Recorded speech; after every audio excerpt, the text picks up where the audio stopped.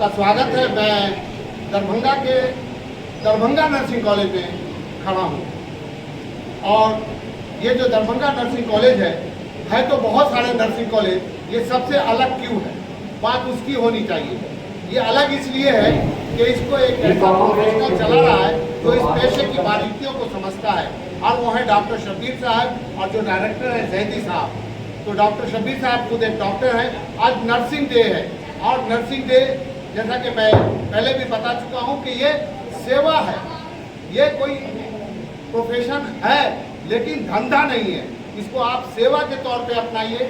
और जहां मैं खड़ा हूं यहाँ इसको प्रोफेशनल लोग चलाते हैं, नर्सिंग की बारीकियों को समझाते हैं, और यहाँ से जो प्रोडक्ट निकलेगा वो नो डाउट कि कामयाब नर्स होके वो लोग यहाँ से निकलेंगे।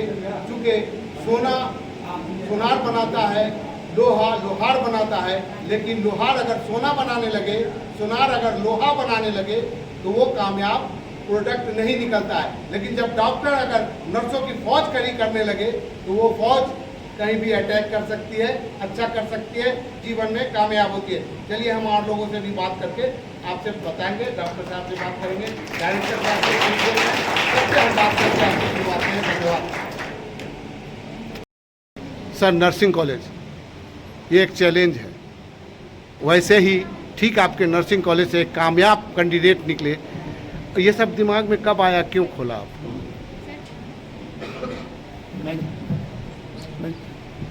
मैंने जब रिटायर जब हुआ ये 2010 में, उसके बाद मेरे दिल में ये एक बात आई कि जो नर्सिंग सेवा का एक संस्थान शुरू किया जाए। ये स्टैंडर्ड संस्थान बहुत कम है मतलब दरभंगा में, जो इसलिए हमने इसकी शुरुआत की। तो अभी कैसा लग रहा है जब कोई आदमी अच्छी चीज़ तराशता है, बनाता है, तख्लीक करता है तो उसको एक खुशी महसूस होती है? आप कैसा महसूस करते हैं? अब तो बहुत अच्छा लग रहा है। अब तो हमारा ANM GNM भी हो गया है और जो BSc नर्सिंग का भी फाइल जो प्रोसेस में है वो भी आज निकल हो ही जाएगा। इसलिए हम चाहते हैं कि इसमें BSc नर्सिंग हो, MSc नर्सिंग हो, और भी ये उसमें हो, तो वो सब भी हम लोग लेंगे और इसको आगे बढ़ाएंगे और इसको जो इंडिया के स्तर पर ले जाएंगे, इंटरनेशनल स्तर पर भी ले जाने का प्रयास करेंगे।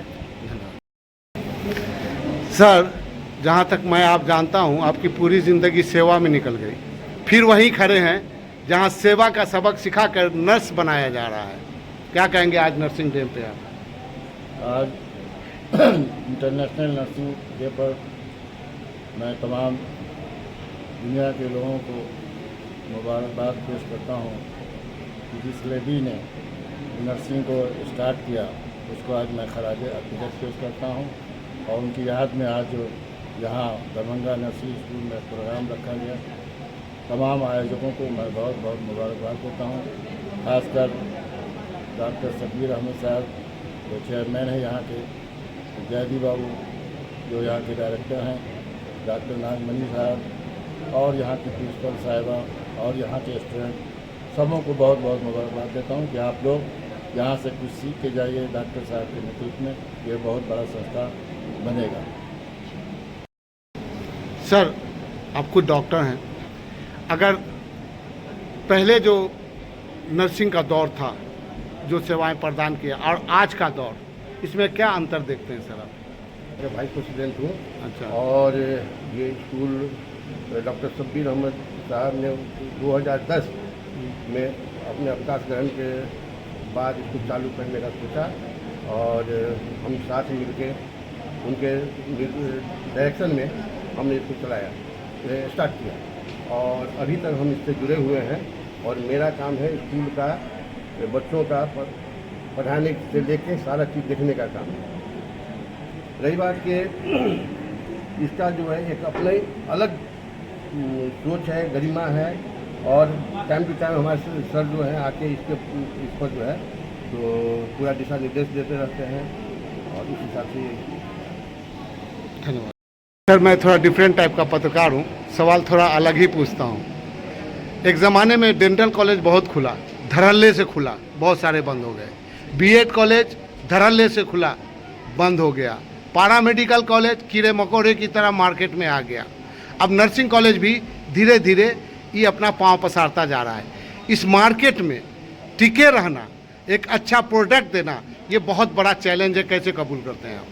नहीं, हम लोग तो इस चैलेंज को आज से कई साल पहले कबूल कर चुके थे, 2015 में ही। जी बहुत कम लोगों को पता होगा, जब ये दरभंगा नर्सिंग स्टार्ट हुआ था उस टाइम में बिहार में बहुत इक्का दुक्का ही कॉलेज था। जी जी दरभंगा में एक आध कॉलेज था, मुजफ्फरपुर में एक आध कॉलेज था। 2015 में हम लोग ने बिहार में जो स्टेट है उसमें नर्सिंग का नींव हम लोग ने ही रखा है यहाँ पे 2015 में। उस टाइम में बहुत कम कॉलेज था, तो उस टाइम से हम लोग ने चैलेंज एक्सेप्ट किया है और नर्सिंग की पढ़ाई है, जो प्रोफेशनलिज्म है, उसको हम लोग एक नए हाइट पे लेके गए हैं। और एक बहुत बड़ी चीज़ है जो हम लोगों ने इसके साथ अटैच किया है कि जो भारत सरकार का एक नॉर्म्स है कि जो भी नर्सिंग कॉलेज है उसके साथ एक 100 बेड का हॉस्पिटल अटैच रहेगा एज ए पेरेंट हॉस्पिटल।